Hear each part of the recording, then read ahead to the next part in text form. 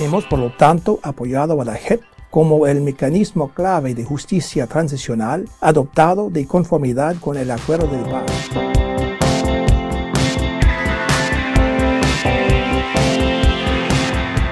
The European Union considers that the work of HEP is critically important to the implementation of the peace agreement, to ensuring that there is justice for victims and that justice is provided.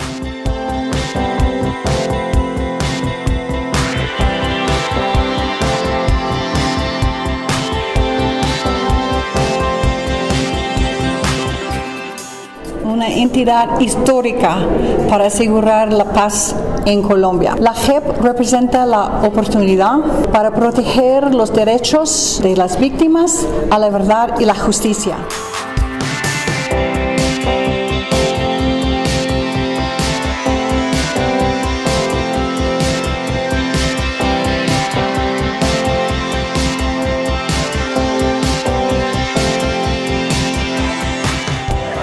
Mi respeto a la JEP como institución, ojalá logremos a través de ellos salir adelante y que el país pueda tener un futuro muy distinto al de seguir naufragando en la guerra.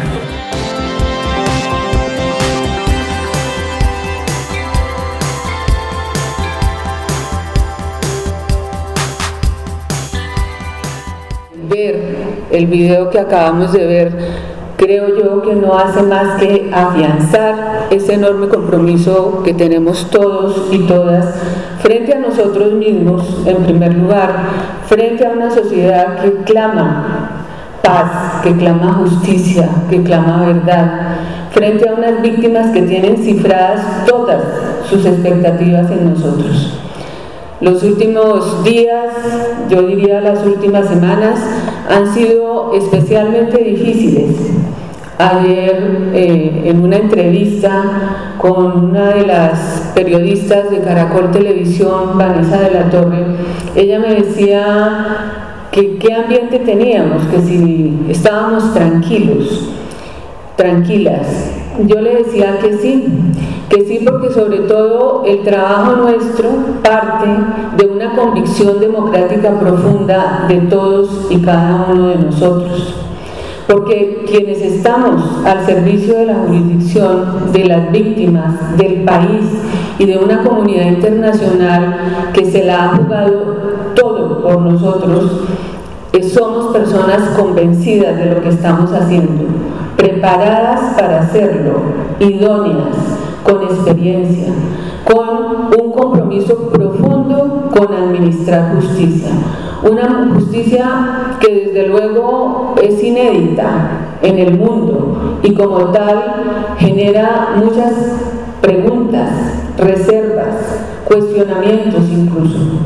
Le contaba yo, por ejemplo, cómo si uno se aproxima a cualquier experiencia histórica similar, porque nunca encontrará una igual, nunca encontrará un conflicto prolongado durante más de medio siglo, con más de 10 millones de víctimas registradas, pero que si uno se aproxima a experiencias históricas, se da cuenta que implementar es una tarea muy complicada y que en mi criterio se vuelve complicada y es complicada porque de lo que se trata es precisamente de tramitar desde la administración de justicia el dolor profundo causado a millones de víctimas en el caso colombiano, la fractura que ha supuesto para una sociedad que se debate desafortunadamente entre quienes están a favor y quienes no están a favor de un proceso de paz que surge de una negociación política.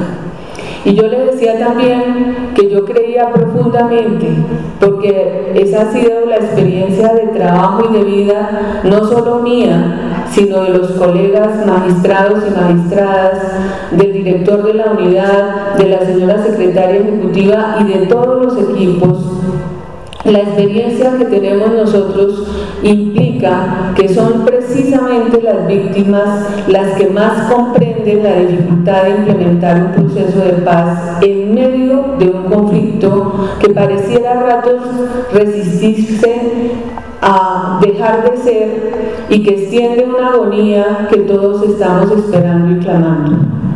Es muy estimulante lo que vimos en el video, pero es más estimulante y seguramente a muchos de ustedes les ha ocurrido recibir en las calles, en los centros comerciales, en los territorios cuando viajamos, el mensaje de los jóvenes, de las mujeres, de las víctimas que nos dicen no claudiquen, por favor sigan adelante, tienen que sacar esto adelante, y yo les respondo, lo vamos a hacer.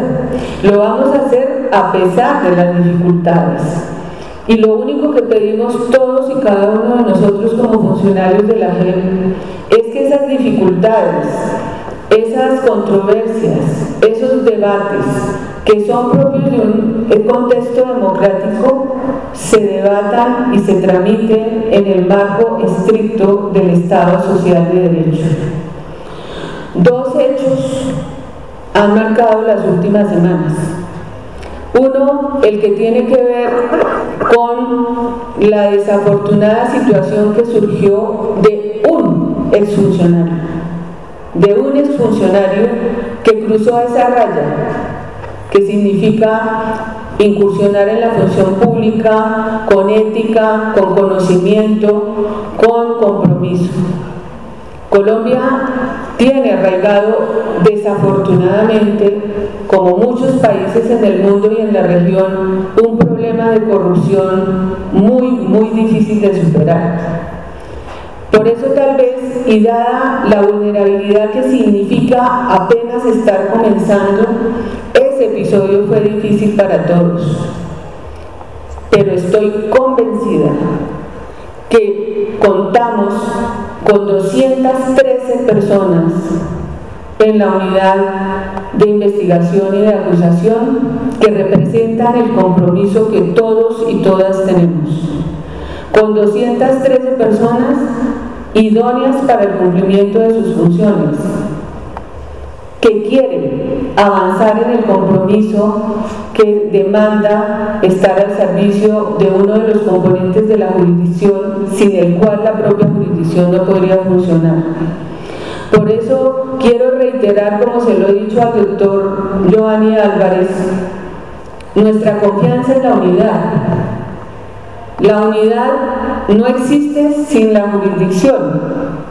La jurisdicción no puede trabajar ni existir en el marco del modelo que fue diseñado sin la jurisdicción, sin la unidad. Por eso simplemente decirles a los colegas de la unidad que nosotros confiamos en la unidad y que tal vez lo que tenemos que evitar es que fuerzas adversas al proceso, al sistema y a la jurisdicción logren un propósito que para los fines que se proponen pueden ser estratégicos y de generar una fractura entre dos o tres o entre los componentes de la propia jurisdicción. Nosotros sabemos, doctor Giovanni, nosotros sabemos, fiscales, hombres y mujeres, funcionarios, que ustedes están preparados y tienen el compromiso para que en conjunto construyamos esta infraestructura que necesita tanto el país. Y solo en conjunto, con la Secretaría Ejecutiva, con la magistratura, y cuando hablo de magistratura, hablo de la Secretaría Judicial, hablo del GRAE, hablo de todas las instancias que hemos venido construyendo, porque la vez pasada alguien, y lo entendí, me reclamaba por qué yo no había nombrado la Secretaría Judicial. Y yo digo, de pronto se me olvidó, ¿sí? Pero es que la Secretaría Judicial hace parte de la magistratura como la relatoría, como la GRAE, pero lo importante es que la jurisdicción es una sola y que nosotros no podemos permitir bajo ninguna circunstancia que la estrategia que conduzca a la improductividad o ineficiencia de la jurisdicción o a propósitos, digamos, más drásticos de ciertos sectores provenga de nosotros mismos. Tenemos una Secretaría Ejecutiva fuerte, con personal idóneo, comprometido. Tenemos una unidad de investigación fuerte, con funcionarios y funcionarias idóneas, comprometidas.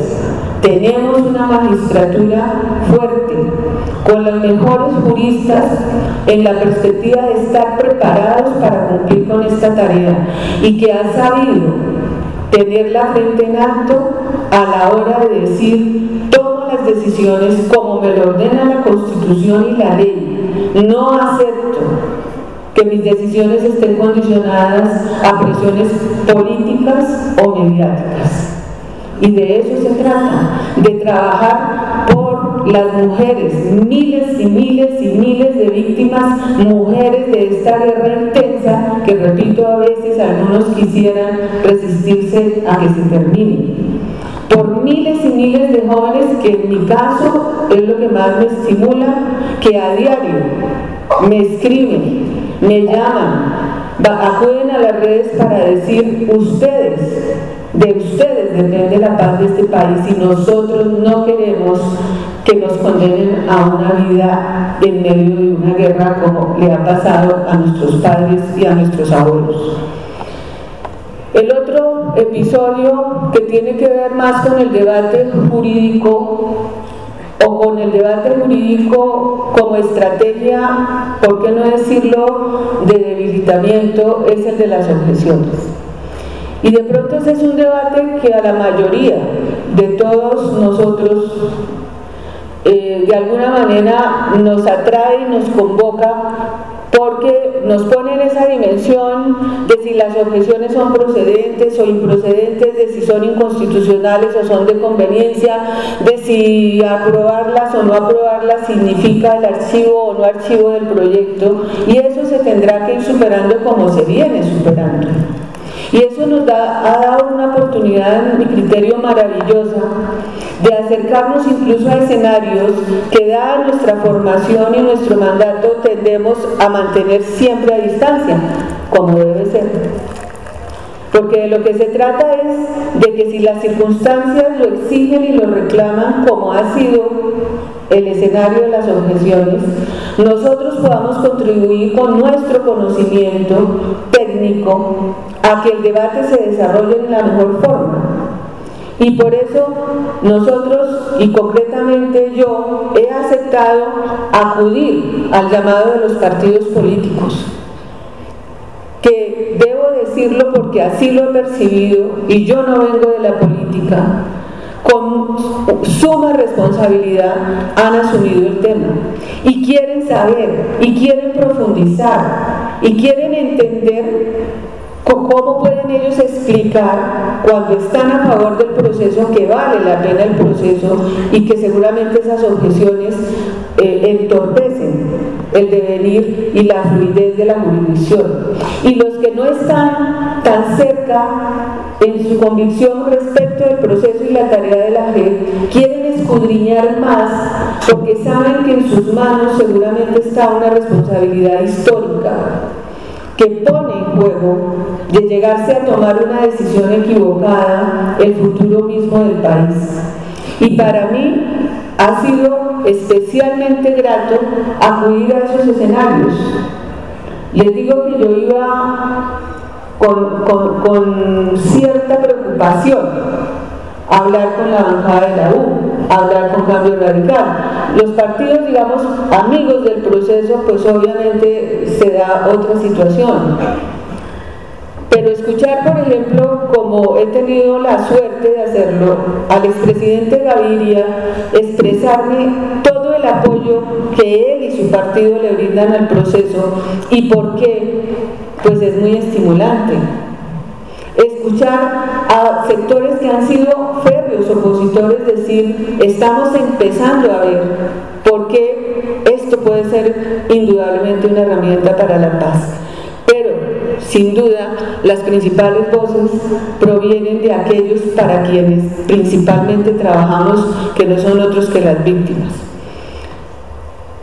Algún embajador, y este es otro punto que yo quiero destacar con ustedes, porque en el mare magnum de cosas y de la cotidianidad nuestra, a veces seguramente no bastan los mensajes del Twitter, la página, la esmerada y muy profesional tarea que están cumpliendo el equipo de comunicaciones, a veces no basta eso. Y yo cuando voy por los pasillos, si tengo algo de tiempo, les cuento. Vengo de un desayuno con 20 embajadores. Hoy estuvo el señor Carlos Ruiz Massieu, que es el jefe de la misión de verificación y quien dirige la emisión de los informes al Consejo de Seguridad. Cuando hemos estado en la tarea con colegas que conocen en profundidad el sistema interamericano de derechos humanos, preparando informes, preparando reuniones, conferencias telefónicas, cuando recibimos llamadas de la Corte Penal Internacional, de la Fiscalía, inquietas por saber cómo vamos, qué está pasando, diciéndonos está activo el principio de complementariedad. Si ustedes necesitan algo, nosotros somos los más interesados en no tener que activar nuestra competencia subsidiaria. Cuando uno escucha al general Navarro, que tuvo la gentileza de visitarnos el jueves antepasado, decir, la fuerza pública, nosotros todos nunca dejaremos solos a nuestros hombres así ellos se hayan equivocado. Pero tenemos hoy la tranquilidad de saber que ellos serán tratados en la debida forma en el marco de la Jurisdicción Especial para la Paz. Son imágenes, son palabras, son mensajes los que a diario recibimos. Y eso hace que debamos arraigar y profundizar nuestro compromiso con la jurisdicción. Tenemos problemas y les cuento, vamos a seguir teniendo problemas. Pero hay muchos que nosotros mismos podemos prevenir con autocontrol, con autocuidado, con autorregulación, teniendo cuidado de que la información no se filtre, por ejemplo. Eso es muy importante. Teniendo cuidado, porque ese es el contexto en el que desafortunadamente vivimos, de no brindar información a quien no debe recibirla. Nosotros manejamos temas supremamente complejos y por eso siempre hacemos un llamado a que se respete la vocería. No la vocería de Patricia Linares, sino la vocería de la presidencia. ¿Por qué? Porque es la única manera de emitir un mensaje a la sociedad sereno, no contradictorio, de tranquilidad. Después del anuncio del presidente de la República sobre las objeciones o sobre su decisión de objetar 6 artículos, y ahí yo tengo que, y se lo dije con todo el respeto del mundo, manifestar mi desacuerdo cuando él dice, estamos a solo 6 artículos de llegar a un acuerdo frente a esto. El tema no es cuantitativo, pero eso ya lo resolverán quienes tienen que resolverlo. A mí me tranquilizó como la decisión adoptada por la Corte Constitucional. Me parece que es una decisión jurídica serena, como corresponde, y que una vez más, la Corte Constitucional dio parte de tranquilidad para que cada poder público cumpla con sus tareas. ¿Quiere decir eso que nosotros no tengamos posiciones frente al contenido de las objeciones? Desde luego que no. Sí tenemos posiciones y posiciones jurídicas, pero en la medida en que somos administradores de justicia, a nosotros nos corresponde acatar lo que digan la Constitución y la ley. Y hoy estamos en un escenario en que es el Congreso el que tiene que tomar una decisión, y como dijo la presidenta de la Corte al responder una pregunta en la rueda de prensa, la única posibilidad de que el proyecto de ley no vuelva a la Corte es que quede como está. Puede suceder eso, puede que no suceda eso, puede que haya un archivo parcial, puede que haya un archivo total, son debates y debates y debates, pero la tranquilidad que tenemos es que ya lo ha hecho la Corte. Hay 2 escenarios. Si no se altera en nada el proyecto de ley ya revisado de manera exhaustiva por la Corte, el presidente de la República deberá sancionar. Si se incorpora cualquier modificación, por pequeña que sea, o remite en archivo parcial o totalmente, volverá a la Corte. Y yo estoy segura que a todos y cada uno de nosotros eso nos da una profunda tranquilidad y la energía que necesitamos para seguir adelante. Cuando me preguntan, y algunos de ustedes habrán tenido ocasión de verlo, yo digo, yo me siento orgullosa de los resultados alcanzados en apenas un año por la jurisdicción, del trabajo de mis colegas de la Sala de Reconocimiento de Verdad, que en menos de un año, mucho menos de un año, han construido 7 macrocasos y siguen construyéndolos, ya con miles de víctimas registradas, llamando a comparecer, a versiones, incluso ya teniendo en trámite, desafortunadamente, incidentes de verificación. Pero esa es nuestra tarea. Yo me siento orgullosa de una Secretaría Judicial que le ha tocado, y perdónenme la expresión coloquial, supremamente duro, porque supuso, por ejemplo, cambiar el chip, como dicen ahora, porque no es una Secretaría Judicial como opera en ninguna otra de las altas cortes, porque en muy corto tiempo se ve casi que avasallada por solicitudes, por derechos de petición, por tutelas. Yo puedo pecar de optimista, pero invito muchas veces a las personas que se me acercan a manifestarme su angustia, más bien mírenlo al contrario, y es cómo la sociedad, cómo miles y miles de personas cada día creen más en nosotros y acuden a nosotros, y acuden conscientes y seguros de que están en un espacio de administración judicial, de justicia, en donde cualquiera de sus reclamos, peticiones o solicitudes serán tramitados en debida forma. Yo me siento orgullosa de una Secretaría Ejecutiva que asumió el cumplimiento estricto de las múltiples funciones misionales y operativas que tienen, con un déficit muy grande, y que hoy por hoy avanza en debida forma, siempre acatando la Constitución y la ley, y que ha sabido responder de manera inmediata a injustos y reiterados y estratégicos cuestionamientos. A mí me llamó mucho la atención que después de que un columnista sale con la gran denuncia de aquí se contratan abogados para las FARC, después de la carta aclaratoria detallada y respetuosa que envió la señora secretaria ejecutiva al director del periódico, esa persona, ese columnista, la siguiente semana dijera algo así como: me acabo de enterar. Bueno, mucha gente se acababa de enterar, pero tal vez quien tiene la posibilidad de utilizar un medio de gran difusión para expresar libremente sus opiniones como debe ser, debiera tener el cuidado primero de saber por qué y bajo qué premisa jurídica se desarrolla una actuación. Por eso debemos tener mucho cuidado, por eso que debemos tratar de hacer pedagogía, por eso en las ventanillas de recepción de documentos, quienes están al frente de eso deben tener la capacidad, el conocimiento y, si quieren ustedes, la paciencia para saber responder a cualquier pregunta.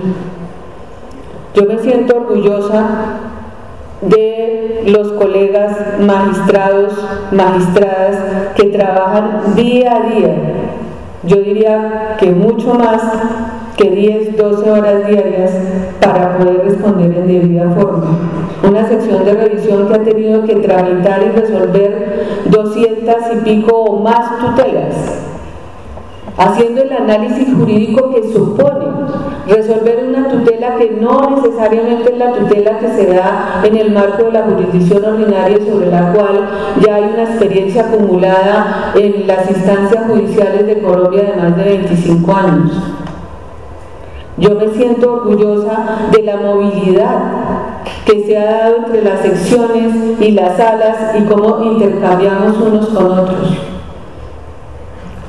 Los abogados todo lo consignamos en normas y en nuestro reglamento quedó consignado como principio esencial y vinculante de nuestro trabajo el principio de lealtad, pero eso sale más de adentro que de la norma.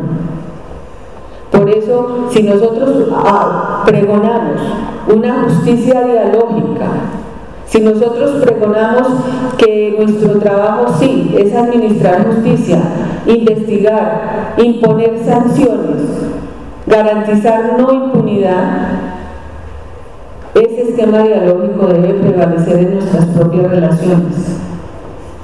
No podemos pretender aplicarlo afuera si no lo aplicamos adentro.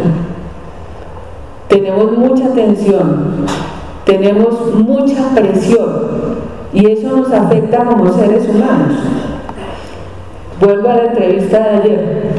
La señora me preguntaba, ¿usted llora mucho? Y yo le dije, no, no mucho. No mucho, pero eso no quiere decir que no nos veamos afectados como seres humanos por cuestionamientos irracionales que no responden a una sociedad que se predica democrática. La diferencia para mí no solo es admisible en un Estado social de derecho, sino necesaria. El debate es necesario. Si esto fuera tan sencillo, no se le había encomendado a un órgano colegiado. ¿Y por qué un órgano colegiado? Porque requiere del debate previo, de la diferencia en la interpretación, de la diferencia en el análisis normativo para poder llegar, ojalá, a la mejor decisión. Simplemente yo quería, y los colegas, el director de la unidad, la señora secretaria ejecutiva, decirles, seguimos adelante. Nosotros tenemos un mandato constitucional, un compromiso con las víctimas, con la sociedad colombiana, con la comunidad internacional, que debe indicarnos y motivarnos siempre a superar cualquier decisión, cualquier obstáculo, cualquier inconveniente.